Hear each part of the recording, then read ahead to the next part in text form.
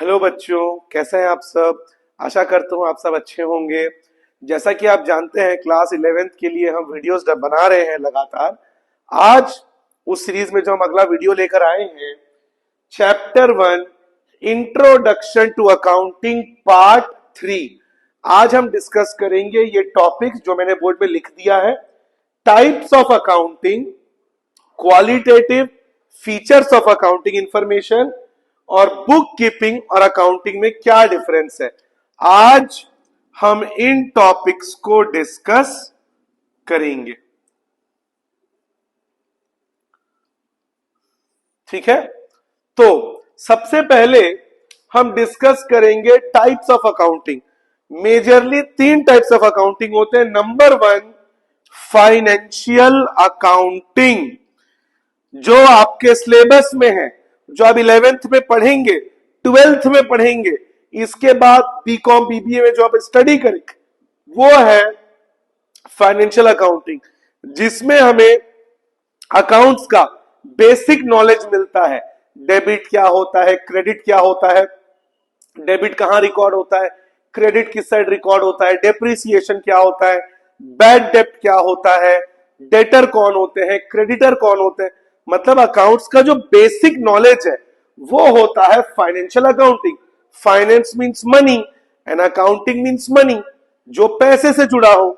यानी बिजनेस में या अकाउंट्स में जो बेसिक नॉलेज है, जो बेसिक कॉन्सेप्ट्स है, वो हम स्टडी करते हैं फाइनेंशियल अकाउंटिंग में, जिसमें ट्रेडिंग अकाउंट बनता है, पीएल अकाउंट बनता है, ट्रायल बैलेंस बनता है, बैलेंस शीट बनता है। इन सभी लेसन्स को आप डिटेल में इस क्लास 11th में टीएस ग्रेवाल की बुक में अपने सिलेबस में आप स्टडी करेंगे। और अल्टीमेटली इससे हमको पता चलता है बिजनेस में कितना प्रॉफिट हुआ या कितना लॉस हुआ। तो उसको कहते हैं financial accounting, that gives you the basic knowledge of accounts, that is in your syllabus of class 11th and 12th. It will tell you about many basic accounting terms. What is bad debt, who are debtors, debtor कौन होते हैं जिनको उधार में माल बेचा जाता है, bad डेप्ट कौन होते हैं अगर हमने किसी को उधार में माल बेचा, पैसा डूब गया, डेप्रिसिएशन, कोई भी चीज जब हम खरीदते हैं समय के साथ उसकी वैल्यू कम होती जाती है, डेप्रिसिएशन कहलाता है।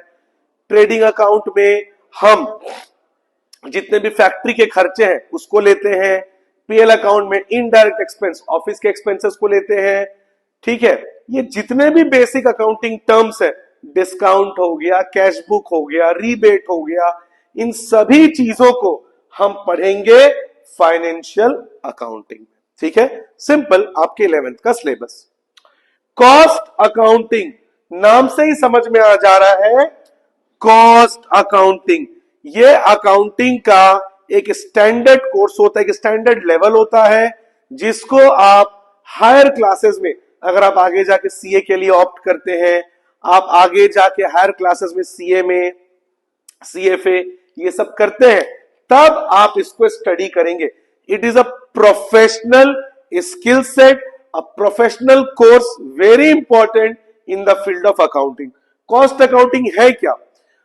कॉस्ट अकाउंटिंग में जो कंपनी है वो ये चेक करती है एक पर्टिकुलर प्रोडक्ट को बनाने में उसका कितना एक्सपेंस आया।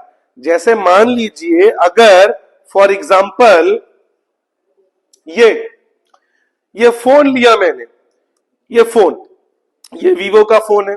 अब ये फोन जरूर किसी फैक्ट्री में बना होगा, इस फोन में चिप्स लगे होंगे, ग्लास लगा होगा, फाइबर लगा होगा, है ना। इस फोन को बनने में फैक्ट्री की मशीन में इलेक्ट्रिसिटी का यूज होगा। तो टोटल इस फोन को बनाने में पर यूनिट कितना रुपए खर्च हुआ वो पता चलता है किस अकाउंटिंग में? कॉस्ट अकाउंटिंग में। और ये क्यों जानना जरूरी है? हर कंपनी के लिए ये कॉस्ट जानना बहुत जरूरी है, तभी तो मार्जिन बनाएगा, प्रॉफिट मार्जिन।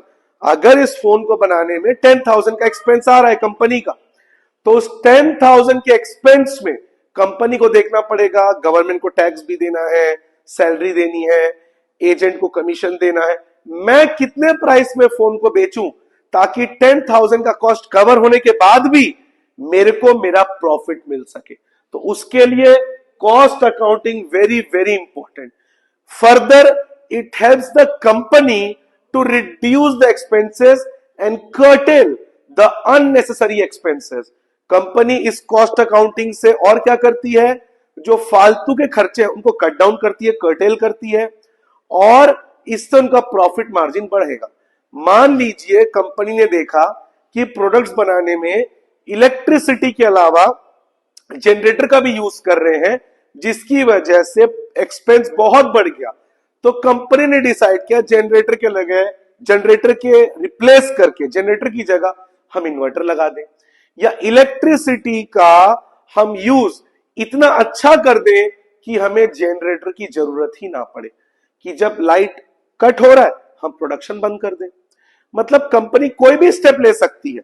यह भी हो सकता है कि प्रोडक्शन बंद करने पे कंपनी को बहुत लॉस हो जा रहा है, तो कंपनी ने डिसाइड किया कि हम जनरेटर को कंटिन्यू करेंगे या उसकी जगह इन्वर्टर लगवा देंगे। ये सारी चीजें कंपनी को कैसे पता चलेंगी, कॉस्ट अकाउंटिंग मींस ये वो ब्रांच है अकाउंटिंग का जो कंपनीज को ये फाइंड करने में हेल्प करता है कि एक पर्टिकुलर प्रोडक्ट को बनाने में कितने एक्सपेंसेस हो रहे हैं, और उन कॉस्ट को जो अननेसेसरी है या अगर बहुत हाई कॉस्ट है उन कॉस्ट को कैसे कम किया जाए, कैसे डाउन किया जाए, ताकि कंपनी का प्रॉफिट मार्जिन बढ़ सके। तो उसको क्या कहते हैं, cost accounting. Last, management accounting. ये लेटेस्ट ब्रांच है, ये रिसेंटली डेवलप किया गया है। जनरली ये इसीलिए डेवलप किया गया है ताकि जो मैनेजमेंट है, जो कंपनीज को रन कर रहे हैं, board of directors, CFO, CEO, ठीक है ना, ये जो बोर्ड ऑफ डायरेक्टर्स या सीईओ जो मैनेजमेंट ग्रुप है, उसको हेल्प कर सके कि बिजनेस के लिए क्या डिसीजन लिया जाए। ठीक है, अगर मान लीजिए मैनेजमेंट को हेल्प कर रहे हैं, मैनेजमेंट सारे अकाउंट्स को चेक करेगा, इतने खर्चे हो रहे हैं, इतने प्रॉफिट्स हो रहे हैं, तो मैनेजमेंट अकाउंटिंग आपको उन फंड्स को मैनेज करने में हेल्प करेगा। मान लीजिए कंपनी है जिस कंपनी का एनुअल टर्नओवर 10 करोड़ है, अब उस 10 करोड़ को वो क्या करे, क्या अपने बिजनेस को और एक्सपेंड करे, क्या एक और नया ब्रांच डाले, या फिर एक ही बिजनेस को और आगे बढ़ाए, मतलब एक ही फैक्ट्री रखे और उसी को और ज्यादा उसमें पैसा लगाए। तो ये मैनेजमेंट कैसे डिसाइड करेगा, मैनेजमेंट अकाउंटिंग उसको हेल्प करेगा कि ये भी ऑप्शन हो सकता है कि बढ़िया यार, बढ़िया 10 करोड़ का प्रॉफिट कमा रहे हैं, क्यों ना इस पैसे से एक और नया ब्रांच डाल दें, अभी कोरबा में कमा रहे हैं, एक रायपुर में एक ब्रांच डाल देते हैं, ये एक ऑप्शन हो सकता है। लेकिन ये भी हो सकता है कि रायपुर वाले ब्रांच में वहां डालना पड़ेगा, कंपटीशन ज्यादा है, दौड़ भाग करनी पड़ेगी, एक काम करते हैं रायपुर के जगह अपने कोरबा वाले ब्रांच को ही और बड़ा कर देते हैं, ठीक है, और दुकान की जगह बढ़ा देते हैं, सप्लायर से और डील लेते हैं और माल मंगवाते हैं, मतलब नया ब्रांच खोलने के बजाय अपने इसी ब्रांच को आगे बढ़ा रहे हैं। तो ये जो डिसीजन लिया जाएगा मैनेजमेंट के द्वारा, ये कैसे लिया जाएगा, अकाउंट्स को चेक करके। और कौन सा अकाउंटिंग उनकी हेल्प करेगा, मैनेजमेंट अकाउंटिंग। जैसे कहते हैं कि उस बिजनेस के लिए डेब्ट एक रामबाण है जिस बिजनेस की प्रॉफिट बहुत अच्छी है, लेकिन जिस बिजनेस में प्रॉफिट नहीं है उसके लिए डेब्ट एक कर्स है, श्राप है, जो बिजनेस का डाउनफॉल ले जाएगा। अगर मैं बैंक से 10 करोड़ का लोन लेके 100 करोड़ का प्रॉफिट कमा रहा हूं अपनी कंपनी से, तो मेरे लिए वो 10 करोड़ कोई मतलब नहीं है, क्योंकि मैं लोन भले ले रहा हूं 10 करोड़, पर कितना बड़ा एम्पायर बना रहा हूं, 100 करोड़ का प्रॉफिट कमा रहा हूं, 40 करोड़ का प्रॉफिट कमा रहा हूं। लेकिन अगर मैं 10 करोड़ का लोन ले रहा हूं लेकिन मेरी सेल्स नहीं है, मेरे लॉसेज हैं, तो वो 10 करोड़ का लोन मेरे लिए बहुत ज्यादा प्रॉब्लमेटिक हो जाएगा। तो ये जो चीजें हैं, ये चीजें आपको कौन समझाएगा, मैनेजमेंट अकाउंटिंग, जो आपको बताएगा कि बिजनेस को चलाना कैसे है। फाइनेंशियल अकाउंटिंग आपको प्रॉफिट लॉस के बारे में बताएगा, कॉस्ट अकाउंटिंग खर्चे कम करने के बारे में बताएगा, और मैनेजमेंट अकाउंटिंग आपको बिजनेस को चलाना कैसे है ये समझाएगा। जैसे दुनिया की सबसे बड़ी कंपनीज का नाम आपने सुना है, ये आपका एप्पल हो गया, टेस्ला हो गया, लेकिन इन कंपनीज के पैसे को कई गुना बढ़ाने का काम कौन करता है, सबसे बड़ी asset management company black rock. तो ब्लैक रॉक इन कंपनीज को बताती है कि अपने फंड्स को कैसे यूज करें, अपने पैसे को और कैसे बढ़ाएं, बिलियन डॉलर को ट्रिलियन डॉलर कैसे बनाएं। तो मैनेजमेंट अकाउंटिंग का सबसे बड़ा एग्जांपल है ब्लैक रॉक, जो कंपनीज को बताती है कि फंड्स को कैसे यूटिलाइज करना है, कि कंपनी भी आगे कैसे बढ़े और प्रॉफिट भी कैसे बढ़ता रहे। ठीक है, अब qualitative features of accounting information. Accounts में आपको जो भी इंफॉर्मेशन मिल रहा है कि प्रॉफिट हो रहा है, लॉस हो रहा है, कितना पैसा डूब रहा है, कितने सेल्स हो रहे हैं, कितना इनकम जनरेट हो रहा है, इलेक्ट्रिसिटी का बिल कितना आ रहा है, वर्कर्स को कितनी सैलरी दे रहे हैं, ये सारी इंफॉर्मेशन का क्वालिटेटिव फीचर क्या है। अकाउंट्स हमको पता है क्वांटिटेटिव होता है, ये वैल्यूज के बारे में बताया, न्यूमेरिकल वैल्यूज कि 10,000 का सैलरी दिए वर्कर को, 20,000 का इलेक्ट्रिसिटी का बिल आया। Accounts is all about numerical facts, but qualitative features क्या है उसके। नंबर 1, रिलायबल, भरोसे के लायक। आपको जो अकाउंटिंग इंफॉर्मेशन मिल रहा है वो रिलायबल होना चाहिए, भरोसे के लायक होना चाहिए। ठीक है, आप किसी चोर को घर का चौकीदार बना के जाओगे क्या, वो तो सारा सामान चोरी कर लेगा। तो अकाउंटिंग इंफॉर्मेशन आप जिससे ले रहे हो, चाहे वो चार्टर्ड अकाउंटेंट से लो या किसी अकाउंटेंट से लो, तो वो रिलायबल होना चाहिए। मतलब जो चार्टर्ड अकाउंटेंट से आप अपनी कंपनी का इंफॉर्मेशन ले रहे हो, प्रॉफिट लॉस एंड एवरीथिंग, वो चार्टर्ड अकाउंटेंट रिलायबल होना चाहिए, भरोसे के लायक होना चाहिए। अगर वो डिसऑनेस्ट है, अगर वो ऑनेस्ट नहीं है, तो फिर वो घपला करेगा, फ्रॉड करेगा। वर्कर की सैलरी गई 1 लाख रुपए, उसने लिख दिया 80,000 रुपए, ताकि अपने खाते में पैसे का मिस एप्रोप्रिएशन कर सके। इसका मतलब जिससे भी आप इंफॉर्मेशन बनवाओगे वो रिलायबल होना चाहिए, ऑनेस्ट होना चाहिए। अगर वो ईमानदार है तो जब कोई इंफॉर्मेशन मिलेगा वो भी विश्वास के लायक होगा, भरोसे के लायक होगा। Number 2, relevant. रेलेवेंट मतलब करंट सिनेरियो में यूजफुल। आप सभी जानते हैं 2017 में इंडिया में जीएसटी लॉन्च हुआ। ठीक है, आपके पास जो अकाउंटिंग पैरामीटर्स हैं, जो अकाउंटेंट्स हैं, वो 2017 के पहले के मॉडल से आपको इंफॉर्मेशन दे रहे हैं। क्या इंफॉर्मेशन आपके किसी काम का है? नहीं, क्योंकि 2017 में भारत में जीएसटी लॉन्च हुआ था और जीएसटी के आने के बाद जितने भी कंपनीज के वर्किंग पैटर्न है, टैक्स के पैटर्न है, वो चेंज हो गए। तो 2017 का इंफॉर्मेशन यूज करके अगर आप अभी अपने अकाउंट्स को बना रहे हैं तो वो बिल्कुल भी सही नहीं है, बिकॉज 2017 के बाद जीएसटी आया और उसके बाद का मेथड अलग है। तो रेलेवेंट का मतलब अकाउंटिंग इंफॉर्मेशन आपके करंट सिनेरियो के अकॉर्डिंग होना चाहिए, आपके लायक होना चाहिए। ठीक है, आपके बिजनेस के अकॉर्डिंग होना चाहिए, तभी वो काम का है। अगर वो इंफॉर्मेशन आपके अकॉर्डिंग का नहीं है तो वो किस काम का है।